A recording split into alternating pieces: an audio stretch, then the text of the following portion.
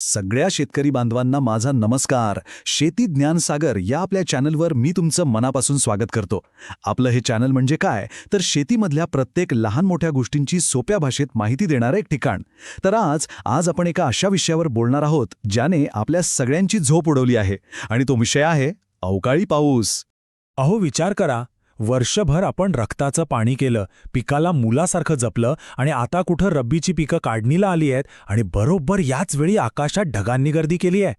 पण हा पाऊस अचानक येतोय कुठून?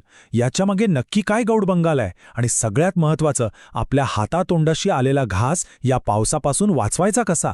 थांबा, काळजी करू नका. या सगळ्या प्रश्नांची उत्तरं आज आपण शोधणार आहोत.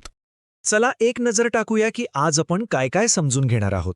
आधी बघू की हे हवामान अचानक का बदललं, मग या पावसामागचं विज्ञान काय आहे ते सोप्या भाषेत समजू. हवामान खात्याने काय इशारा दिलाय ते पाहू, कोणत्या पिकांना सगळ्यात जास्त धोका आहे ते बघू, आणि शेवटी आपण काय करायला पाहिजे याची सगळी माहिती घेऊ. बरोबर ना? गेल्या काही दिवसांपासून थंडीत जरा कमी झाली होती आणि ऊनसुद्धा छान तापायला लागलं होतं. आपल्याला वाटलं चला आता सगळं व्यवस्थित होईल. पण अचानक काय झालं? सगळीकडे ढग दाटून आले. आणि खरं सांगू, हे फक्त ढग नाहीत, हे आपल्या वर्षभराच्या मेहनतीवर आलेलं एक संकट आहे. कारण आपली पिकं, आपलं सोनं आता काढणीसाठी तयार उभं आहे. आणि ही वेळ आपल्यासाठी किती किती महत्वाची आहे हे मला वेगळं सांगायची गरज नाही. गहू, हरभरा, तूर, मका सगळी पिकं अगदी तयार आहेत. काही ठिकाणी तर लोकांनी काढणीला सुरुवात पण केली आहे. अशा वेळी विचार करा, पावसाचा एक थेंब जरी पिकावर पडला तर काय होईल? सगळी मेहनत वाया जाईल, हातातोंडाशी आलेला घास जाईल. तर मग तुमच्या पण मनात हाच प्रश्न घोळतोय ना की चांगलं ऊन पडलेलं असताना हे ढग आले तरी कुठून? चला, यामागचं विज्ञान म्हणजे यामागचं कारण काय आहे ना ते एकदम सोप्या आपल्या भाषेत समजून घेऊया. या सगळ्यामागे जे कारण आहे ना, त्याला म्हणतात चक्राकार वारे. आता बघा, शब्द अवघड वाटला तरी घाबरू नका. याचा अर्थ एकदम सोपा आहे. आपण विहिरीतून पाणी काढताना किंवा बादलीत पाणी गोल गोल फिरवल्यावर कसा एक भोवरा तयार होतो, बघितलाय ना? अगदी तसाच हवेचा एक खूप मोठा भोवरा समुद्रावर तयार झालाय. याच हवेच्या भोवऱ्याला वैज्ञानिक लोक चक्राकार वारे असं म्हणतात. सोपं आहे की नाही? तो होताय काय की बंगालच्या उपसागरात हा जो हवेचा भोवरा तयार झालाय ना, तो समुद्रावरची सगळी पाण्याची वाफ, ज्याला आपण बाष्प म्हणतो, ती उचलतोय आणि वाऱ्याबरोबर ढकलत ढकलत थेट आपल्या महाराष्ट्राकडे आणतोय. मग हीच पाण्याची वाफ वर आकाशात जाऊन एकत्र येते, तिचे मोठे मोठे काळे ढग बनतात, आणि म्हणूनच आपल्यावर हे पावसाचं संकट आलंय. चला आता सगळ्यात महत्त्वाची गोष्ट, हवामान खात्यानं नक्की काय सांगितलं आहे, कोणता इशारा दिला आहे ते आपण नीट समजून घेऊया. कारण पुढचे काही दिवस आपल्यासाठी खूप महत्त्वाचे आहेत. जरा लक्ष देऊ नये का? बघा, हवामान खात्याच्या अंदाजानुसार 22 तारखेपासून आकाशात ढग जमायला सुरुवात होईल. 23 तारखेला पाऊस आणि विजांचा गडगडाट सुरू होऊ शकतो. 24 तारखेला वाऱ्याचा जोर आणखी वाढेल आणि 25 तारखेला तर काही ठिकाणी गारपीट होण्याची पण शक्यता वर्तवली आहे. म्हणजे बघा, धोका दिवसेंदिवस वाढतोय. या पावसाचा सगळ्यात जास्त धोका आपल्या विदर्भ आणि मराठवाड्यातल्या काही जिल्ह्यांना आहे. यात चंद्रपूर, नांदेड, लातूर, यवतमाळ, वर्धा, बीड आणि परभणीसारख्या जिल्ह्यांचा समावेश आहे. या जिल्ह्यांसाठी येलो अलर्ट जारी केलाय. आता येलो अलर्ट म्हणजे काय? तर घाबरून जाण्याचं कारण नाही, हा फक्त एक इशारा आहे.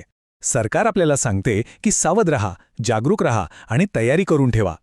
आणि फक्त पाऊस नाही तर सोबत जोराचा वारा पण असणार आहे. साधारण ताशी 40 ते 50 किलोमीटर वेगाने वारा वाहू शकतो. तुम्हीच विचार करा, एवढ्याच जोराच्या वाऱ्यात आपलं दाण्यांनी भरलेलं उभं पीक कसं टिकेल? गहू, मका यांसारखी उंच पिकं तर पार जमिनीवर झोपून जातील. म्हणजे पूर्ण नुकसान. बरं, मग आता सगळ्यात महत्त्वाचा प्रश्न की या पावसाचा आणि वाऱ्याचा फटका नेमका आपल्या कोणत्या पिकांना बसणार आहे? कोणत्या पिकांची आपल्याला जास्त काळजी घ्यायची आहे? बघा, सध्या 4 मुख्य पिकं या संकटाच्या तोंडावर आहेत: गहू, हरभरा, तूर आणि मका. ही सगळी पिकं एकतर काढणीला आली आहेत, नाहीतर काढणीच्या तयारीत आहेत. पावसाने गहू किंवा हरभरा भिजला की त्याचा रंग बदलतो, वजन कमी होतं, त्याची प्रत खराब होते. आणि एकदा का प्रत खराब झाली की बाजारात त्याला कवडीमोल भाव मिळतो. सगळं कष्ट वाया जातं. शेतकरी बांधवांनो, आपल्यासाठी हे फक्त पीक नाहीये, हे आपल्या वर्षभराच्या कष्टाचं सोनं आहे. आपल्या मुलाबाळांच्या शिक्षणाचं, घराच्या खर्चाचं स्वप्न आहे. आणि अशावेळी जर हे पीक हातचं गेलं तर ते फक्त पैशाचं नुकसान नाही, ते आपल्या स्वप्नांचं नुकसान आहे, आपल्या हिमतीचं नुकसान आहे. पण थांबा, संकट आलंय म्हणून खचून जायचं नाही.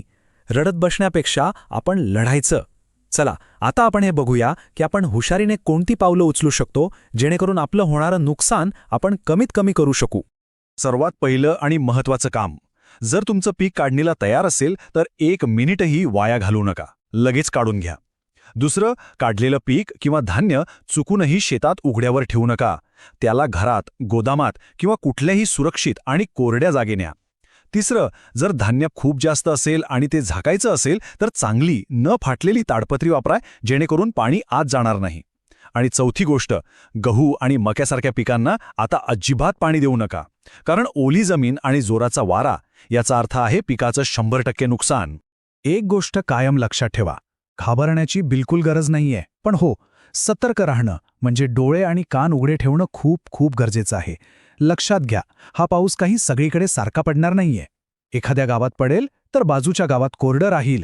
त्यामुळे आपल्याला फक्त जागरूक राहायचंय आणि योग्य वेळी योग्य निर्णय घ्यायचाय.